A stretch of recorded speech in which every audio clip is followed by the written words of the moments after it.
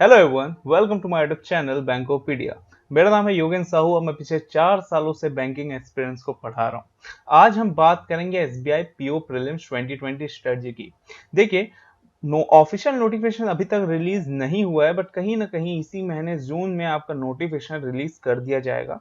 सो अब आपके पास ज्यादा समय नहीं बचा है। आज हम कुछ इंपॉर्टेंट पॉइंट डिस्कस करेंगे जो आपको कहीं ना कहीं एग्जाम क्लियर करने में हेल्प करेगा। क्लियर। सबसे पहला पॉइंट है यहाँ पर detail analysis of previous year paper. देखिए, हम यहाँ पर सीधा एग्जाम की तैयारी करने लग जाते हैं, बट हम एनालिसिस करना भूल जाते हैं। सबसे ज्यादा जरूरी है कि जब आप यहाँ पर किसी भी एग्जाम की तैयारी कर रहे हैं तो उसके पहले एटलीस्ट 1 साल पहले क्या पेपर आया था, क्या पूछा गया था, पैटर्न क्या था, और सबसे इंपॉर्टेंट क्या क्या इंपॉर्टेंट टॉपिक्स था। क्लियर। ये सब समझने के लिए आपको यहाँ पर एनालिसिस प्रीवियस ईयर पेपर का करना बहुत जरूरी है। तो ये आज यहाँ पर हम डिस्कस करेंगे। सेकंड यहाँ पर इंपॉर्टेंट यहाँ पर है हमारे लिए important topic for each section. देखिए, 3 सेक्शन होता है, रीजनिंग, क्वांट और इंग्लिश। ये सब तो आपको पता ही होगा।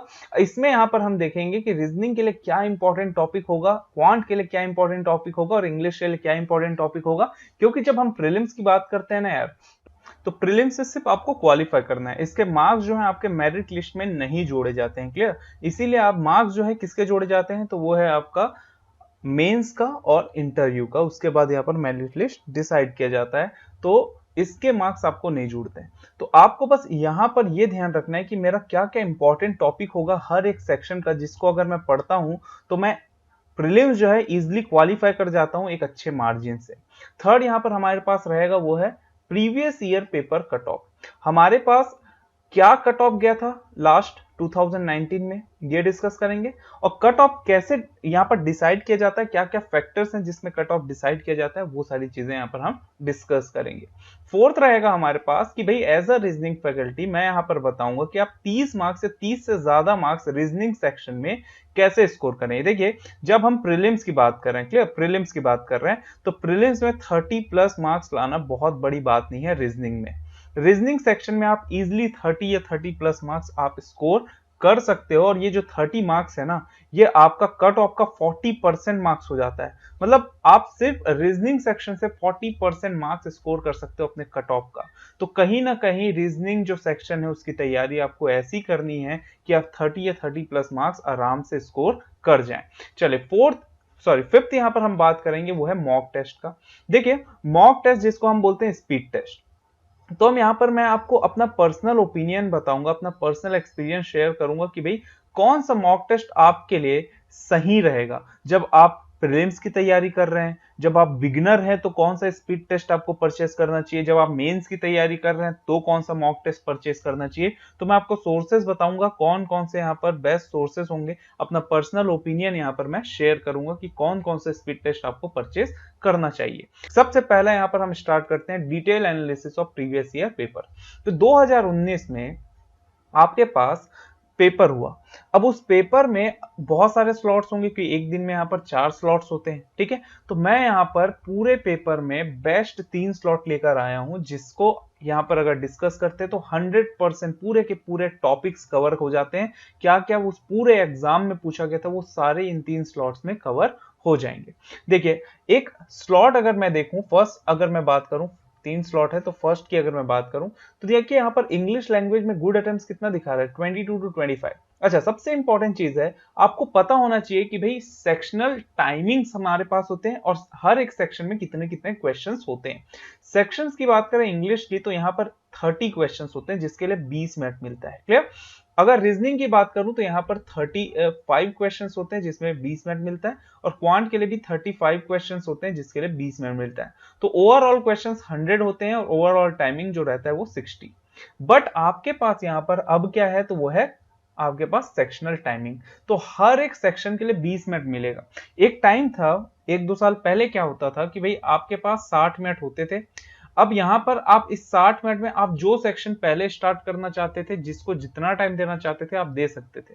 बट अब ऐसा नहीं है। अब यहां पर आपके पास एक सेक्शनल टाइमिंग आ चुका है, मतलब इंग्लिश सिर्फ और सिर्फ 20 मिनट तक ही चलेगा। अब 20 मिनट जैसे ही खत्म होगा, टाइमर 20 मिनट जैसे ही खत्म होगा, आपका दूसरा सेक्शन आ जाएगा। क्लियर? वैसे ही रीजनिंग रहेगा, 20 मिनट चलेगा, फिर दूसरा सेक्शन आ जाएगा। वैसे ही क्वांट रहेगा। तो यहां पर यह जरूरी नहीं है कि आपको पहले इंग्लिश ही मिले या पहले आपको रीजनिंग मिले, ये जरूरी नहीं है। कोई भी सा सेक्शन आपको पहले यहां पर मिल सकता है, बट वो सिर्फ और सिर्फ 20 मिनट के लिए रहेगा। और दूसरी चीज, अगर मैं यहीं पर बात करूं कट ऑफ की, तो अब जो है एक ओवरऑल कट ऑफ जाता है। क्लियर? ओवरऑल कट ऑफ होता है। अब यहां पर सेक्शनल कट ऑफ नहीं होता, पहले सेक्शनल कट ऑफ होते थे। मतलब रीजनिंग, अगर हम बात करें इंग्लिश, रीजनिंग, क्वांट की, तो सबका अलग अलग कट ऑफ होता था। मतलब आपको जैसे इंग्लिश में 9 कट ऑफ है, रीजनिंग में यहाँ पर 8 है और मैथ्स में यहाँ पर 7 है। मतलब आपको इंग्लिश में 9 मार्क्स मिनिमम लाने हैं।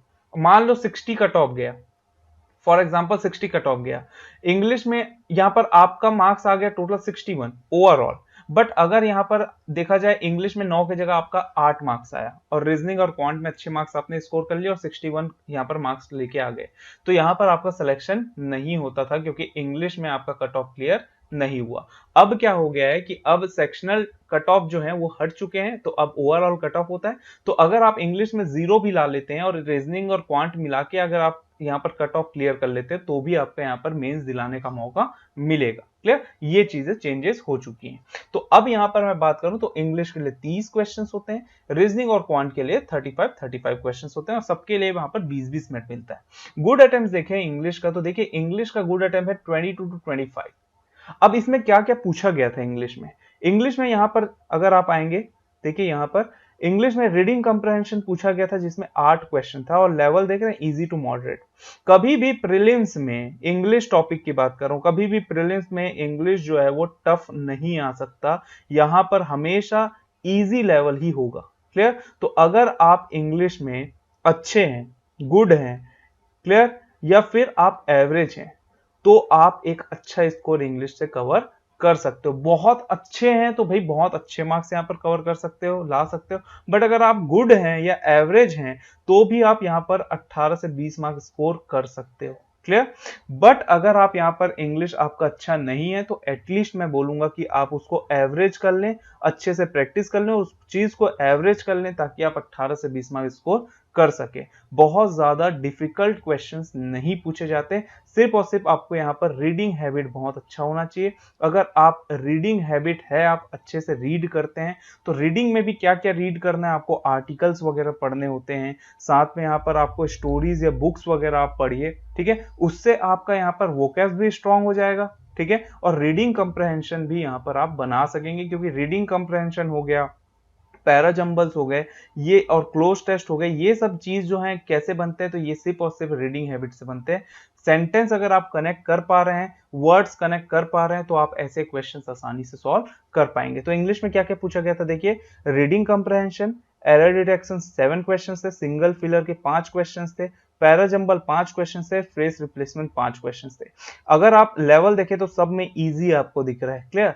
मतलब यहाँ पर बहुत ज्यादा डिफिकल्ट क्वेश्चंस नहीं पूछे जाते, इजी क्वेश्चंस पूछे जाते हैं जो आप आसानी से बना सकते हैं। तो अगर आप एक एवरेज इंग्लिश आपका एवरेज भी है, तो 18 से 20 क्वेश्चन आप बना सकते हो, और अगर इंग्लिश आपका बहुत अच्छा है, तो आप आराम से 25 to 28 क्वेश्चंस 20 मिनट में सॉल्व कर सकते हो। क्लियर? एक्यूरेसी का आपको हमेशा ध्यान रखना है, कभी भी कुछ भी गलत टिक ना करें, जिसमें यहाँ पर कॉन्फिडेंट है वही आंसर यहाँ पर आप टिक करें, कभी भी तुक्का ना लगाएं। चलिए अब बात करेंगे रीजनिंग में। रीजनिंग में देखिए यहाँ पर 26 to 30 यहाँ पर गुड अटेम्प्ट दिखा रहा है। क्लियर? मतलब 26 से 30 क्वेश्चंस आप बना सकते थे। क्लियर? 20 मिनट में 26 से 30 क्वेश्चन। अगर मैं यहीं पर बात करूं क्या क्या पूछा गया था, देखिए पजल यहाँ पर पूछा गया, रीजनिंग में पजल है यहाँ पर 21 क्वेश्चन, और लेवल देखें तो मॉडरेट। क्लियर? इनइक्वालिटी 4 क्वेश्चन है, लेवल इजी है। Direction sense 3 question, level moderate है। सिलोगिज्म 5 क्वेश्चन से, लेवल इजी है। अल्फाबेट 2 क्वेश्चन, लेवल इजी है। ऐसे क्वेश्चंस आते हैं आपके, मतलब ऐसे टॉपिक से क्वेश्चंस आते हैं। देखिए पजल से सबसे ज्यादा क्वेश्चंस पूछे जा रहे हैं 21, पजल और सिटिंग अरेंजमेंट। तो मैं ये बोलूंगा कि आपको पजल और सिटिंग अरेंजमेंट की तैयारी बहुत अच्छे से करनी है, और मैं ये बताऊंगा कि पजल और सिटिंग अरेंजमेंट में हमको किस तरीके से तैयारी करना है और कौन कौन से पजल्स पे यहाँ पर हमको ज्यादा फोकस यहाँ पर रखना है। दूसरा है इनइक्वालिटीज और यहाँ पर डायरेक्शन सेंस। इनइक्वालिटीज से भी 4 क्वेश्चन, डायरेक्शन सेंस से भी 3 है और सिलोगिज्म से भी 5 है। मतलब ये 3 टॉपिक तो बहुत अच्छे से यहाँ पर कवर आपको करना होगा। और अल्फाबेट बेस्ड यहाँ पर आपका वर्ड प्रॉब्लम टाइप के होते हैं, वो 2 क्वेश्चन थे। अगर यहीं पर मैं बात करूं क्वांट की, क्वांट में देखिए 21 टू 24 गुड अटेम्प्ट्स है। 21 टू 24, 35 में आपका 21 से 24 यहाँ पर गुड अटेम्प्ट दिखा रहा है। क्या क्या पूछा गया था? DI 15 question, missing number series 5 questions, approximation 5 question, miscellaneous word problem 10 questions. 21 से 24 है, मतलब अगर आप यहाँ पर 21 से 24 भी अटेम्प्ट कर लेते हैं तो बहुत अच्छी बात है। क्योंकि जो क्वांट है ना यार, क्वांट आज के डेट में मैं बता रहा हूँ 2020 की अगर बात करें तो 2019 में आपके पास इतने कैलकुलेटिव यहाँ पर डीआई थे और इतने कैलकुलेशन बेस्ड यहाँ पर वर्ड प्रॉब्लम्स थे कि बहुत आसानी से आप क्वेश्चन सॉल्व नहीं कर सकते। कैलकुलेशंस आपको बहुत स्ट्रॉन्ग करना पड़ेगा, तब जाके आप यहाँ पर 21, 24, 25 तक क्वेश्चंस यहाँ पर आप सॉल्व कर पाएंगे। और अगर बहुत अच्छा है आपका मैथ्स, बहुत स्ट्रॉन्ग है और बहुत जल्दी यहाँ पर कैलकुलेशन कर लेते हैं, तो आप यहाँ पर 28 तक के क्वेश्चंस आप अटेम्प्ट कर सकते हो ऐसे लेवल की। तो देखिए डीआई कितने क्वेश्चंस पूछा गया था? 15 क्वेश्चन, मतलब 15 क्वेश्चन मतलब 3 डीआई होंगे, हर एक डीआई से 5 क्वेश्चंस पूछा गया होगा। क्लियर? नंबर सीरीज के क्वेश्चंस पूछे गए हैं 5, अप्रोक्सीमेशन के क्वेश्चंस पूछे गए हैं 5 और मिसलेनियस वर्ड प्रॉब्लम यहाँ पर 10 क्वेश्चन है। तो यहाँ पर लेवल की बात करें तो यहाँ पर ओवरऑल लेवल जो है क्वांट का मॉडरेट था, रीजनिंग का इजी टू मॉडरेट और इंग्लिश हमेशा इजी ही होगा। चलिए नेक्स्ट यहाँ पर हम बात करते हैं सेकेंड स्लॉट। चलिए एक दूसरे स्लॉट की बात करते हैं। तो इस स्लॉट में यहां पर देखिए इंग्लिश का यहां पर दिखा रहा है good attempt 23 to 25। Clear? Timing तो वही होगा 20 मिनट सब में, ये हम डिस्कस कर चुके हैं और नंबर ऑफ क्वेश्चंस भी पता है। रीजनिंग में देखिए 28 टू 32, मतलब अगर आप रीजनिंग बहुत अच्छे से पढ़ लेते हो तो 28 से 32 क्वेश्चन, समझ रहे, 35 में 32 क्वेश्चन तक भी अटेम्प्ट आप कर सकते हो। क्या क्या पूछा गया था? तो देखिए यहाँ पर पजल्स और सिटिंग अरेंजमेंट के 20 क्वेश्चन है, लेवल मॉडरेट है। देखिए कुछ ऐसे क्वेश्चंस होते हैं जिसको आप बहुत आसानी से पजल सॉल्व कर सकते हो। पजल जो है बहुत जल्दी बनते हैं, अगर आप प्रैक्टिस अच्छे से किए हो तो पजल बहुत जल्दी बनते हैं। क्योंकि पैराग्राफ दिए रहेगा आपको 5 से 6 लाइन, आप उसको 1.5 से 2 मिनट में सॉल्व कर सकते हो। मतलब हर एक पजल को यहाँ पर 2 से 2.5 मिनट में आप सॉल्व कर सकते हो। 5-5 क्वेश्चन आप यहाँ पर 2.5 मिनट में सॉल्व कर सकते हो। कोडिंग डिकोडिंग की बात करें तो लेवल यहाँ पर इजी है। कोडिंग डिकोडिंग में थोड़ा सा न्यू पैटर्न में आपको ध्यान रखना है। नेक्स्ट यहाँ पर बात करें डायरेक्शन सेंस, इसमें भी है, इससे पहले भी डायरेक्शन सेंस पूछा गया था, सिलोगिज्म भी पूछा गया था और अल्फाबेट बेस भी पूछा गया था। बट यहाँ पर कोडिंग डिकोडिंग है और इससे पहले इनइक्वालिटी था। क्लियर? तो इसमें इनइक्वालिटी ना देके क्या दे दिया है? Coding decoding. लेवल जो है इजी है। चलिए डीआई की यहाँ पर क्वांटिटी एप्टीट्यूड की बात करूं तो देखिए 21 से 24 यहां पर भी शो कर रहा है। मतलब क्वांटिटिव एप्टीट्यूड जो है वो कहीं ना कहीं हम बोल सकते हैं इन तीनों सेक्शन में कहीं ना कहीं ये थोड़ा सा आपका मॉडरेट है, थोड़ा डिफिकल्ट है, क्योंकि कैलकुलेटिव है। भाई किसी भी चीज में आप कैलकुलेशन करते हो तो थोड़ा टाइम तो लगता ही है। क्लियर? इसीलिए आपको यहाँ पर अब देखिए इसमें क्या क्या पूछा गया, डीआई पूछा गया 15, तो इसीलिए यहाँ पर आपको कुछ टॉपिक्स मैं बताऊंगा, इसके बाद यहाँ पर मैं कुछ टॉपिक डिस्कस करूंगा जिसकी अगर आप अच्छे से तैयारी कर लेते हो तो ये सारे टॉपिक्स डीआई वगैरह आपसे बहुत अच्छे से बनने लगेंगे। क्लियर? तो कौन कौन से डीआई पूछे जाते हैं ये सब हम डिस्कस करेंगे। इसके बाद 15 क्वेश्चन यहाँ पर डीआई से आया था, क्वाड्रेटिक से 5 क्वेश्चन, अप्रोक्सीमेशन से 5 क्वेश्चन और मिसलेनियस वर्ड प्रॉब्लम। तो वर्ड प्रॉब्लम तो 10 क्वेश्चन पूछे ही जा रहे हैं। ठीक है? अब यहीं पर अगर मैं इंग्लिश की बात करूं तो इसमें गुड अटेम्प्ट कितना था? 23 टू 25 था। क्लियर? अब रीडिंग कंप्रहेंशन 10 है, find the error sentence base और यहां पर कितने हैं? तो वो है 5, सिंगल वर्ड फिलर है 5, मैच द कॉलम है 5 और पैराजंबल है 5। बहुत डिफिकल्ट नहीं आता, बहुत इजी आता है। लेवल आप देख सकते हैं इजी है, मतलब अगर आपका एवरेज है तो भी आप अच्छे से क्वेश्चन सॉल्व कर सकते हो, 23 से 25 क्वेश्चन आराम से बना सकते हो। और थर्ड स्लॉट की अगर मैं बात करूं, देखिए यहाँ पर इंग्लिश में गुड अटेम्प्ट कितना दिखा रहा है? 22 से 25। ठीक है? मतलब 30 में आप 22 से 25 क्वेश्चन इंग्लिश के सॉल्व कर सकते हो। रीजनिंग में कितना दिखा रहा है? 26 टू 30 और क्वांट में कितना दिखा रहा है? 22 टू 25। तो मतलब मैक्स टू मैक्स यहाँ पर गुड अटेम्प्ट कितना गया था? तो वो 25 है, मैं यहां पर बोल सकता हूं। ऐसा नहीं है कि 25 गुड अटेम्प्ट है तो आपसे 25 से ज्यादा नहीं बन सकते, आप 28-30 क्वेश्चन भी कर सकते हो। बट आपका वही चीज कि कैलकुलेशन बहुत ज्यादा स्ट्रांग होना चाहिए। अच्छा इसमें क्या क्या पूछा गया था? देखिए डीआई 10 क्वेश्चन, अभी तक 15 था बट अब डीआई कितना है? 10।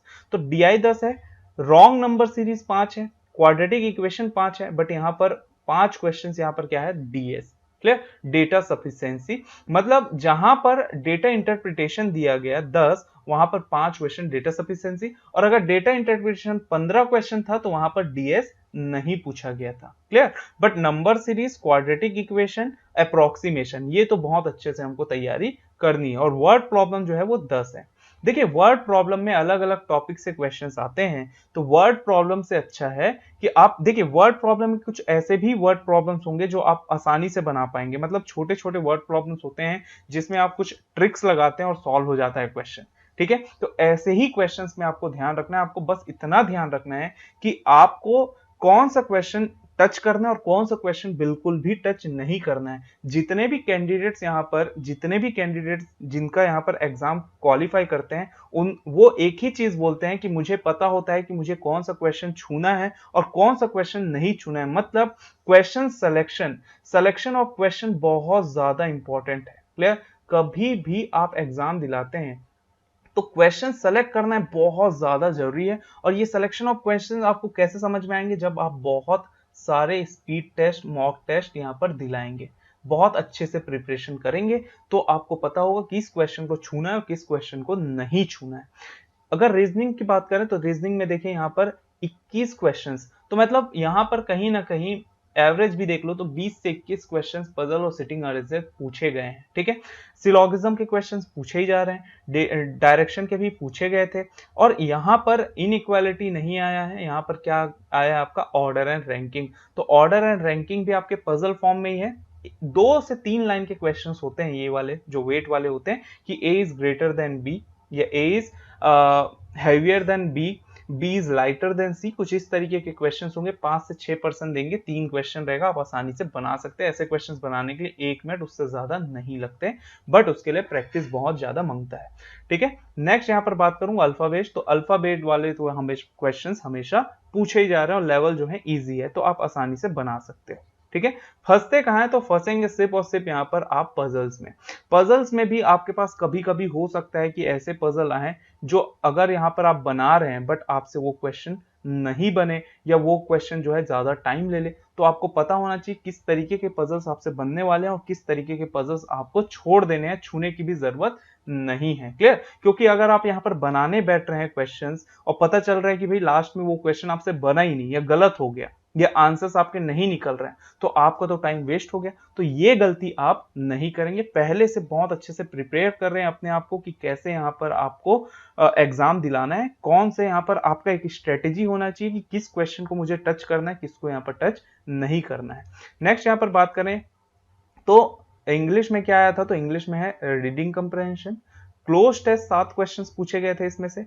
एरर डिटेक्शन है सेंटेंस बेस्ड, एरर डिटेक्शन है आपका वर्ड बेस्ड 5 क्वेश्चंस, और सेंटेंस रिप्लेसमेंट के 4 क्वेश्चंस। क्लियर, तो यहां पर आप देख सकते हो कि भाई आपके पास इंग्लिश में क्या क्या पूछा गया था, क्वांट में क्या क्या पूछा गया था और रीजनिंग में क्या क्या पूछा गया था। तो अब ओवरऑल यहां पर मैं बताऊंगा कि क्या क्या हमारे लिए इंपॉर्टेंट टॉपिक्स हैं।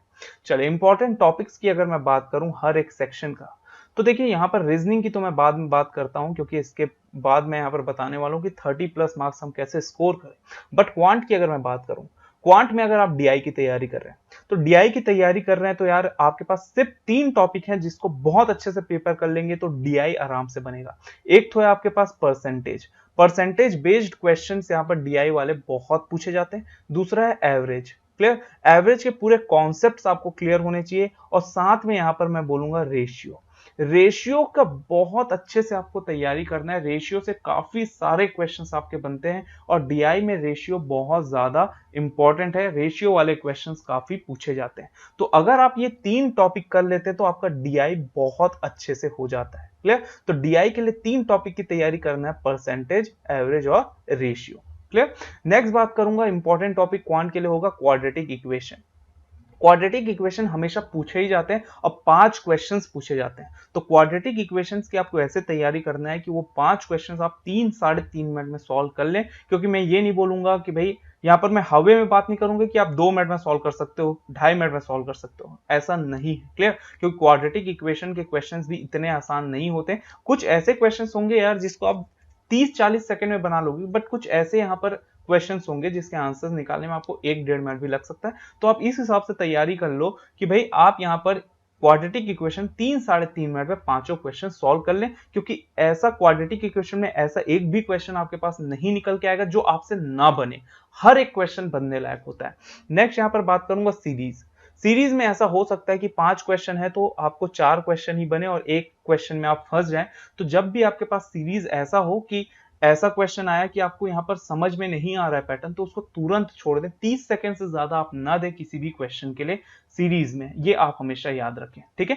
अगर 5 में से 4 क्वेश्चन भी बना ले रहे हो बहुत अच्छी बात है। कभी कभी इजी आ गया पैटर्न तो आपसे 5 में 5 क्वेश्चन भी बन सकते हैं। अप्रोक्सीमेशन में छोड़ने लायक एक भी क्वेश्चन नहीं होता, हर एक क्वेश्चन बनता है। और इसके लिए मैं बोलूंगा कि अगर कैलकुलेशन स्ट्रांग है तो अप्रोक्सीमेशन आप 5 क्वेश्चन 2 मिनट के अंदर यहां पर सॉल्व कर सकते हो, डेफिनेटली सॉल्व कर सकते हो अप्रोक्सीमेशन में। और डीएस की बात करूं, डेटा सफिशिएंसी, तो ये जो है आपके क्वेश्चन पे डिपेंड करता है कि किस तरीके के क्वेश्चंस पूछे गए हैं। बोट एंड स्ट्रीम से क्वेश्चंस है कि ट्रेन से क्वेश्चंस है कि यहाँ पर कौन से टॉपिक से क्वेश्चन है, पार्टनरशिप से क्वेश्चन, अलग अलग तरीके के बड़े बड़े क्वेश्चंस है। तो मैं बोलूंगा कि डेटा सफिशिएंसी में हो सकता है 5 क्वेश्चन में 2 से 3 क्वेश्चन बनने लायक हो और 2 से 3 क्वेश्चन छोड़ने लायक हो। तो आपको पता होना चाहिए कि आपसे क्या क्वेश्चन बनेगा क्या नहीं बनेगा, ये सब आपको पता होना चाहिए। और अगर मैं बात करूं यहाँ पर वर्ड प्रॉब्लम्स, तो वर्ड प्रॉब्लम्स कभी भी ध्यान रखना, कभी भी एग्जाम में वर्ड प्रॉब्लम से स्टार्ट आप नहीं करेंगे। क्वेश्चन स्टार्ट करोगे हमेशा सीरीज अप्रोक्सीमेशन से। Clear? Series approximation, quadratic equation, यही आपका तरीका होना चाहिए सॉल्व करने के लिए। ये क्वेश्चंस अगर आपसे बनते हैं तो फिर आप डीआई में आइए, उसके बाद डेटा सफिशिएंसी और वर्ड प्रॉब्लम यहाँ पर टच कीजिए। वर्ड प्रॉब्लम वगैरह पहले कभी भी सॉल्व मत करो, जब टाइम बचेगा तभी वर्ड प्रॉब्लम सॉल्व करो। और ऐसे वर्ड प्रॉब्लम ढूंढना जो आपसे बने ही। क्लियर? जिसके क्वेश्चंस आप सॉल्व कर चुके हो वही चीज यहां पर करना, वहां पर एक्सपेरिमेंट करने नहीं बैठेंगे आप, ठीक है। वर्ड प्रॉब्लम में भी अगर आप यहाँ पर percentage, ratio, boat and stream, trains वगैरह अगर आप क्वेश्चन सॉल्व किए हो, अगर आपको ट्रिक्स वगैरह पता है तो कुछ कुछ क्वेश्चंस में ये लगेंगे। मैं ये नहीं बोलूंगा कि 10 के 10 क्वेश्चन में लगेगा, ये नहीं है। आपके पास 10 में से 3 से 4 ही क्वेश्चन होंगे जो आप बनाने लायक होंगे, 5 से 6 क्वेश्चन बिल्कुल छोड़ने लायक होंगे जिसको आप टच भी नहीं करेंगे। क्लियर? तो ये आपका स्ट्रेटेजी होना चाहिए क्वांट के लिए। इंग्लिश की बात करें, देखिए इंग्लिश में तो आपके पास रीडिंग हैबिट है। अगर आप रीड बहुत अच्छा करते हैं, आपको पढ़ने में मजा आता है, तो रीडिंग कंप्रहेंशन, क्लोज टेस्ट ये आप आराम से बना सकते हो। साथ में पैराजंबल्स, ये तीनों जो है ना आपके रीडिंग हैबिट, कितना अच्छा आप पढ़ लेते हैं, कितना जल्दी आप वर्ड टू वर्ड कनेक्ट कर लेते हैं, सेंटेंस को कनेक्ट कर लेते हैं, ये डिपेंड करता है आपका रीडिंग कंप्रहेंशन कितना जल्दी बनेगा, क्लोज टेस्ट कितना जल्दी बनेगा, पैराजंबल्स कितना जल्दी बनेगा। तो रीडिंग हैबिट बहुत अच्छा है तो आप ऐसे क्वेश्चन सॉल्व कर सकते हो। बट एरर डिटेक्शन, फिलर्स, ये सब के लिए आपको ग्रामर्स का रिक्वायरमेंट होता है। क्लियर? तो ग्रामर, अगर आपका ग्रामर का रूल्स अच्छे से पता है तो आप ऐसे क्वेश्चंस सॉल्व कर सकते हो। क्लियर? तो यहां पर आपको इंग्लिश के लिए कुछ इस तरीके से तैयारी करना है। एरर डिटेक्शन हो गया, फिलर्स में सिंगल फिलर्स आते हैं, ठीक है, डबल फिलर्स आते हैं, पैराजंबल्स हो गए, आपका क्लोज टेस्ट हो गया, मैच द कॉलम्स वगैरह जो है, तो मैच द कॉलम, देखिए ये सब की तैयारी अलग से नहीं करनी है कि भाई मैच द कॉलम की हम तैयारी कर रहे हैं। क्लियर? अगर आपका रीडिंग हैबिट बहुत अच्छा है, ठीक है, आपसे रीडिंग कंप्रहेंशन बनते हैं, क्लोज टेस्ट बनते हैं, तो ये मैच द कॉलम, पैराजंबल्स तो आराम से बन जाते हैं। इसकी अलग से तैयारी करने की जरूरत नहीं है। सिर्फ आप यहाँ पर ग्रामर के रूल्स अच्छे से पता होना चाहिए और वोकैब्स वगैरह आपका स्ट्रांग होना चाहिए। और दूसरा सबसे इंपॉर्टेंट चीज है इंग्लिश में, वो रीडिंग हैबिट। अगर आप बहुत अच्छे से पढ़ते हैं, यहाँ पर किसी भी आर्टिकल्स को अगर आप पढ़ रहे हैं और आपको एक बार में समझ में आ रहा है या समझने में तकलीफ नहीं हो रहा है, तो आप यहाँ पर मैं बोल सकता हूँ कि इंग्लिश बहुत अच्छे मार्क्स आप स्कोर कर सकते हो। चलिए अब बात करेंगे रीजनिंग का। देखिए रीजनिंग की बात करूं तो इंपॉर्टेंट टॉपिक्स क्या क्या निकल के आया। एक था हमारे पास पजल एंड सिटिंग अरेंजमेंट, हमेशा पूछे जाएंगे और ये आगे भी पूछा जाएगा। सिलोगिज्म भी हमेशा ही पूछे गए थे। क्लियर? लास्ट ईयर, तो सिलोगिज्म इस साल भी आएगा, पूरी उम्मीद है। इनइक्वालिटीज हमेशा पूछा गया था, इस साल भी पूछा जाएगा। कोडिंग डिकोडिंग इस साल भी पूछा जाएगा, लास्ट ईयर भी पूछा गया था, ठीक है। और डायरेक्शन, अगर इतने टॉपिक्स अगर आप बहुत अच्छे से प्रिपेयर कर लेते हो, 30 मार्क्स आपका कहीं नहीं गया। क्लियर? मशीन इनपुट आउटपुट मैंने डाल दिया है क्योंकि मशीन इनपुट आउटपुट आपके सिलेबस में है। हर साल कुछ ना कुछ पैटर्न चेंज होता ही है, ठीक है। तो ऐसा नहीं है कि लास्ट ईयर ये सारे टॉपिक्स आपसे पूछे गए तो मशीन इनपुट आउटपुट नहीं पूछा जाएगा। मशीन इनपुट आउटपुट के क्वेश्चन आने की उम्मीद है। क्लियर? हो सकता है कि किसी स्लॉट में मशीन इनपुट आउटपुट आ जाए, तो इसीलिए आपको मशीन इनपुट आउटपुट की भी तैयारी करनी है। आप अपने आप को अच्छे से प्रिपेयर रखो ताकि रीजनिंग में आप 30 से ज्यादा मार्क्स स्कोर कर जाएं। क्योंकि 20 मिनट में 30 क्वेश्चन बनाना बहुत ज्यादा डिफिकल्ट नहीं है, आराम से आप सॉल्व कर सकते हो। रीजनिंग के सेक्शन की मैं अगर बात करूं तो चलिए अब रीजनिंग में 30+ मार्क्स हम कैसे स्कोर करें। चलिए फोर्थ यहाँ पर हम पॉइंट डिस्कस करेंगे कि टारगेट है हमारा 30 से ज्यादा मार्क्स यहाँ पर स्कोर करने में रीजनिंग में। देखिए पजल में आपको कौन कौन से यहाँ पर तैयारी करनी है, कौन कौन सा पजल आपको पढ़ना है, वो यहाँ पर मैं डिस्कस करता हूँ। सबसे इंपॉर्टेंट है floor based puzzle. Floor based puzzle की तैयारी बहुत अच्छे से करना है और मैं काफी सारे वीडियोस डाल चुका हूँ फ्लोर बेस्ड पे, और बॉक्स वाले वीडियोस भी मैंने डाला है। बॉक्स बेस्ड और फ्लोर बेस्ड पजल अगर आप कर लेते हो तो आप आराम से 10 क्वेश्चंस आपके आराम से कवर हो गए, क्योंकि इससे क्वेश्चंस तो डेफिनेटली आना है। सर्कुलर अरेंजमेंट और लीनियर सिटिंग अरेंजमेंट की बात करूं तो यहीं से क्वेश्चंस पूछे जाते हैं। रो वाले क्वेश्चंस होते हैं लीनियर में, सिंगल रो, ठीक है, और एक आता है आपका डबल रो। तो सिंगल रो और डबल रो से ही क्वेश्चंस पूछे जाते हैं, इसके अलावा और कुछ क्वेश्चंस आपके पास नहीं आएंगे, तो इसकी तैयारी अच्छे से करिए। सर्कुलर सिटिंग अरेंजमेंट की बात करें तो यहां पर आपका एक सर्कल वाला आ सकता है या फिर स्क्वायर वाला आ सकता है, दोनों में कोई भी डिफरेंस नहीं होता है। इसकी यहां पर हमको तैयारी करनी है। और पजल में आपके पास डे एंड डेट्स वाले क्वेश्चंस के भी तैयारी करनी है, या फिर ईयर एंड एज वाले भी क्वेश्चंस पूछे जाते हैं। देखिए ये 6 अगर पजल में ये 6 टॉपिक अगर आप कवर कर लेते हो, फ्लोर बेस्ड, बॉक्स बेस्ड, ये 6 टाइप्स अगर आप बहुत अच्छे से तैयारी कर लेते हो तो आपका पजल की और सिटिंग अरेंजमेंट की तैयारी बहुत अच्छे से हो जाती, ठीक है। सिलोगिज्म की बात करूं तो सिलोगिज्म में आपको ओनली अ फ्यू केस बहुत अच्छे से पढ़ना है, क्योंकि 2 साल से ओनली अ फ्यू केस के ही क्वेश्चन ज्यादा पूछे गए हैं और परसेंटेज केस के भी क्वेश्चन यहां पर पूछे जाते हैं। तो इन दोनों के वीडियोस मैंने बहुत अच्छे से अपलोड किया, अगर आप देखेंगे तो सिलोगिज्म के लगभग 10 से 15 वीडियोस मैंने अपलोड किया है, उसमें आप देख सकते हो ओनली अ फ्यू केस बहुत अच्छे से समझ सकते हो, परसेंटेज केस क्या होता है वो भी बहुत अच्छे से आप समझ सकते हो। तो सिलोगिज्म की तैयारी बहुत अच्छे से करिए, क्योंकि सिलोगिज्म जो है 5 क्वेश्चंस बनाने में आपको 2 मिनट से ज्यादा नहीं लगता है। इससे ज्यादा टाइम लग रहा है तो कहीं ना कहीं आपका प्रैक्टिस लैग कर रहा है, आपको और प्रैक्टिस की जरूरत है। क्लियर, उससे ज्यादा टाइम नहीं लगता है। आप हमेशा टाइमर लगा के यहाँ पर सिलोगिज्म के क्वेश्चन सॉल्व करिए, बट उसके लिए कॉन्सेप्ट्स भी क्लियर होने चाहिए। तो अगर आप नए हैं, सिलोगिज्म नहीं पढ़े तो मेरे वीडियोस जरूर देखिए, कॉन्सेप्ट वाले आप बहुत अच्छे से समझ पाएंगे। इनइक्वालिटीज की बात करूं तो देखिए इनइक्वालिटीज में कुछ ज्यादा नहीं है, बेसिक कॉन्सेप्ट्स आपका क्लियर होना चाहिए, बेसिक कॉन्सेप्ट क्लियर होने चाहिए। और इसमें से 3 से 4 क्वेश्चन पूछे जा रहे हैं, ये 3-4 क्वेश्चन आप 1-1.5 मिनट 2 मिनट के अंदर सॉल्व कर सकते हो। क्लियर, 4 क्वेश्चन है तो 2 मिनट, ठीक है, 3 क्वेश्चन है तो 1 से 1.5 मिनट, उसके अंदर आप सॉल्व कर सकते हो, उससे ज्यादा टाइम नहीं लगना चाहिए। क्लियर, नेक्स्ट यहां पर मैं बात करूंगा कोडिंग डिकोडिंग। कोडिंग डिकोडिंग के न्यू पैटर्न की तैयारी करिए, क्योंकि ओल्ड पैटर्न जिसको हम बोलते हैं चाइनीज कोडिंग, क्लियर, वो तो आराम से बन जाता है। बट अगर मैं न्यू पैटर्न की बात करूं तो न्यू पैटर्न में आपको बहुत ज्यादा प्रैक्टिस की जरूरत है, क्योंकि न्यू पैटर्न में अलग अलग तरीके के क्वेश्चंस पूछे जाते हैं और डिकोड करने में आपको कहीं ना कहीं टाइम लगता है। इसीलिए कोडिंग डिकोडिंग में न्यू पैटर्न में यहाँ पर ज्यादा फोकस करिए। ओल्ड पैटर्न तो आपसे फिर भी बन ही जाते हैं और इसकी भी प्रैक्टिस करनी है, बट ज्यादा यहाँ पर प्रैक्टिस की जरूरत नहीं पड़ती ओल्ड पैटर्न में। न्यू पैटर्न में हमको काफी सारे क्वेश्चंस प्रैक्टिस करने की जरूरत है, और ये सारे वीडियोस मैं यहाँ पर डालने वाला हूँ। इनइक्वालिटी, सिलोगिज्म, पजल्स के वीडियोस तो डाल चुका हूँ, कोडिंग डिकोडिंग के वीडियोस मैं बहुत जल्द यहाँ पर डालूंगा। डायरेक्शन की बात करूं तो देखिए डायरेक्शन में आपके पास पैराग्राफ वाले प्रॉब्लम आते हैं, मतलब 3 से 4 लाइन आपके पास रहेगा, उस 3 से 4 लाइन में यहाँ पर जो भी इंफॉर्मेशन दिया रहेगा बस उसका एक यहाँ पर हमको स्केच बनाना होगा रफली, और उसके बाद यहाँ पर कुछ क्वेश्चंस के हमको आंसर्स देने होंगे। तो हमेशा पैराग्राफ वाले क्वेश्चंस ही पूछे जाते हैं डायरेक्शन में। क्लियर, तो डायरेक्शन आपको बहुत अच्छे से क्लियर होना चाहिए। और शेडो बेस्ड यहाँ पर आपका शेडो वाले जो कॉन्सेप्ट है वो भी आपका बहुत अच्छे से क्लियर होना चाहिए, डायरेक्शन की बात कर रहा हूं। क्लियर, तो आप 30 मार्क्स तो इजीली स्कोर कर लोगे, ठीक है। और हो सकता है कि भाई आपके पास मशीन इनपुट आउटपुट आ जाए, क्लियर, यहीं पर हो सकता है कि आपके पास इस बार ब्लड रिलेशन के भी क्वेश्चन आ जाए, तो आपको मशीन इनपुट आउटपुट और ब्लड रिलेशन भी यहाँ पर पढ़ाई करना है। देखिए इतने टॉपिक्स करने में आपको ज्यादा टाइम नहीं लगेगा, अगर आप यहाँ पर 3 महीना भी दे रहे हैं और 3 महीने रोज 2 घंटे रीजनिंग पढ़ रहे हैं तो आप आराम से यहाँ पर इतने टॉपिक्स बहुत अच्छे से कवर कर सकते हो। और पजल की बात करूं तो पजल में आपको वैरायटीज में क्वेश्चन सॉल्व करना है, अलग अलग तरीके के पजल्स यहाँ पर आपको सॉल्व करना है। ये नहीं कि फ्लोर वाले ही क्वेश्चंस आप सॉल्व कर रहे हो, बॉक्स वाले ही क्वेश्चन सॉल्व कर रहे हो, आपको सारे क्वेश्चन सॉल्व करना है, अलग अलग तरीके के पजल्स यहाँ पर सॉल्व करने होंगे। और ये सब चीज कहाँ मिलेगा आपको, तो वो है आपको अलग अलग एप्लीकेशंस वगैरह जो हम डिस्कस करेंगे, और अलग अलग जो मॉक टेस्ट के यहाँ पर सोर्सेज बताऊंगा वहां से ऐसे क्वेश्चंस आपको मिलेंगे। क्लियर। चलिए, तो ये हो गया हमारे स्ट्रेटेजी। तो यहां से अगर आप इतने टॉपिक्स अच्छे से कवर कर लेते हो यार, तो आप 30+ मार्क्स इजिली स्कोर कर लोगे रीजनिंग में। क्लियर। चलिए, अब यहां पर हम बात करेंगे कि भाई हमारा कट ऑफ क्या था। कट ऑफ की बात करूं तो देखिए 2019 की अगर मैं बात करूंगा तो हमारा कट ऑफ कितना गया था जनरल का, तो वो है 71। ठीक है। ओबीसी का कितना गया था, तो 68.25, एससी का 61.75, 54.75 एसटी का था, और ईडब्ल्यूएस का यहाँ पर है आपका 68.25।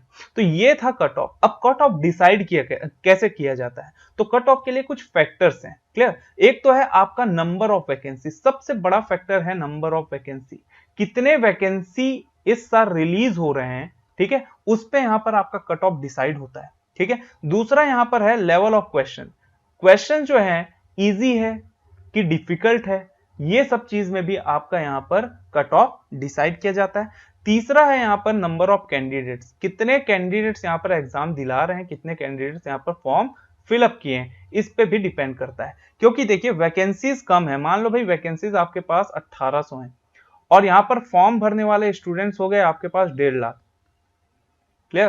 तो 1.5 लाख यहां पर आपके पास फॉर्म भरे हैं और वैकेंसी 1800, तो ऑब्वियस सी बात है आपका कट ऑफ जो है हाई जाएगा यार।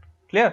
और यहां पर लेवल ऑफ क्वेश्चन, हो सकता है आपका क्वेश्चन का लेवल जो था इस साल डिफिकल्ट आ जाए, तो जरूरी नहीं है कि भाई आपका कट ऑफ लास्ट ईयर 71 गया था तो इस साल भी 71 जाए, हो सकता है डिफिकल्ट आ जाए, कट ऑफ 56 चला जाए। तो ये नहीं है कि आपको पहले से यहां पर दिमाग में होना चाहिए कि भी मुझे इतने ही क्वेश्चन सॉल्व करने हैं। हो सकता है आपको उस हिसाब से तैयारी करना है कि हो सकता है कि आपका पेपर जो है इस साल डिफिकल्ट आ जाए। क्लियर। क्वेश्चंस आपसे कम बने। ठीक है। तो आपको उस हिसाब से तैयारी करना है। ये नहीं है कि आपको यहाँ पर रीजनिंग में 30 क्वेश्चन ही यहाँ पर बनाने हैं। कभी कभी हो सकता है कि उस साल एग्जाम जो है डिफिकल्ट आया हो और आपका यहाँ पर क्वेश्चन जो है कम बना हो, तो यहाँ पर कट ऑफ जो है वो कम चला जाए, ये भी यहाँ पर हो सकता है। और क्वेश्चंस अगर इजी हैं तो ऑब्वियस सी बात है कट ऑफ हाई जाएगा। तो ये सारी चीजें आपको पता होनी चाहिए। दूसरी चीज यहां पर मैं बात करूंगा कि भाई कैंडिडेट्स कितने सेलेक्ट करते हैं मेंस के लिए।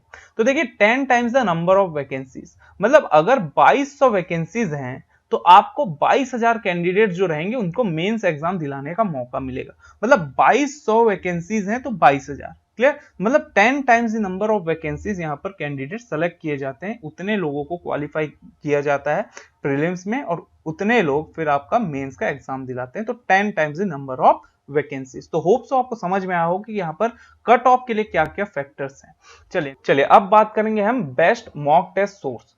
देखिए मैं अपना पर्सनल ओपिनियन बताता हूं कि भाई आपको कौन कौन सा मॉक टेस्ट जो है वो परचेस करने चाहिए। अगर आप बिगिनर हैं तो, अगर आप यहाँ पर एडवांस लेवल की तैयारी कर रहे हैं तो आपके पास कौन से सोर्सेस होने चाहिए, कौन से मॉक टेस्ट होने चाहिए, ये मैं आपको यहाँ पर शेयर करूंगा। ये सब मेरा पर्सनल ओपिनियन है। तो अगर मैं बात करूं यहाँ पर, अगर आप बिगिनर हैं, ठीक है, तो अगर आप बिगिनर हैं तो यार आपको ग्रेडअप का यहाँ पर मॉक टेस्ट जो है वो परचेस करना चाहिए, क्योंकि यहाँ पर बिगिनर्स के लिए बेस्ट है ग्रेडअप।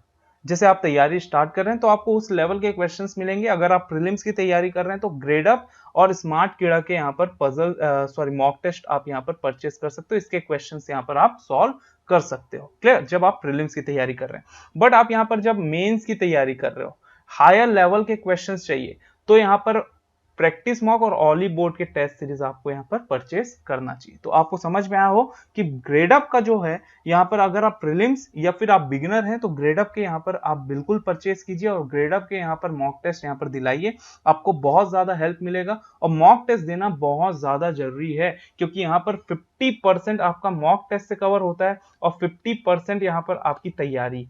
जब तक आप यहाँ पर मॉक टेस्ट नहीं दिलाएंगे, स्पीड टेस्ट नहीं दिलाएंगे, आपका तैयारी जो है अधूरा है, ये मैं बोलूंगा। क्लियर। इसीलिए मॉक टेस्ट आपको दिलाना ही चाहिए। नेक्स्ट, जब मेंस की तैयारी कर रहे हैं तो यहाँ पर प्रैक्टिस मॉक्स और ऑली बोर्ड के टेस्ट सीरीज आप यहाँ पर परचेस कर सकते हो। तो होप सो ये सब पॉइंट्स आपको अच्छे से क्लियर हुआ हो। लास्ट में कुछ इंपॉर्टेंट पॉइंट्स देख लेते हैं जो आपको ध्यान में रखना है। सबसे पहला पॉइंट है एक्यूरेसी। तैयारी आप सब कर रहे हैं तो सिलेक्शन आपका पक्का है, बट अगर एक्यूरेसी पे ध्यान नहीं रखोगे तो आपका सिलेक्शन नहीं हो पाएगा। एक्यूरेसी पे हमको खास ध्यान रखना है, गलत आंसर टिक नहीं करना है हमको, क्योंकि एक एक मार्क्स हमारे लिए इंपॉर्टेंट होते हैं जब हम प्रीलिम्स के यहाँ पर कट ऑफ की बात करते हैं। क्लियर। अगर कट ऑफ 71 जा रहा है और अगर आप कुछ गलत मार्क्स यहाँ गलत क्वेश्चन टिक कर दिए और यहाँ पर आपका मार्क्स आ गया 70.75, तो आपका सिलेक्शन नहीं होगा। क्लियर। इसीलिए 0.25 1 मार्क्स ये बहुत ज्यादा इंपॉर्टेंट है हमारे लिए, तो आप गलत आंसर टिक नहीं करेंगे। सेकंड हमारे लिए रहेगा इंपॉर्टेंट, वो है स्पीड। स्पीड पे हमको क्या ध्यान रखना है, क्योंकि देखिए क्वेश्चंस प्रीलिम्स में तो ऐसे मिलेंगे जो आपसे डेफिनेटली बनेंगे, ऐसे कभी भी क्वेश्चन नहीं मिलेगा जो नहीं बनेगा। बट कोई उसी क्वेश्चन को 30 सेकंड में सॉल्व कर रहा है और कोई इसी क्वेश्चन को यहाँ पर 1 मिनट ले रहा है और कोई 1.5 मिनट ले रहा है, क्लियर। तो यहाँ पर जिसकी स्पीड अच्छी होगी सिलेक्शन उसका होगा, तो आपको यहाँ पर स्पीड पे ध्यान रखना है, क्लियर।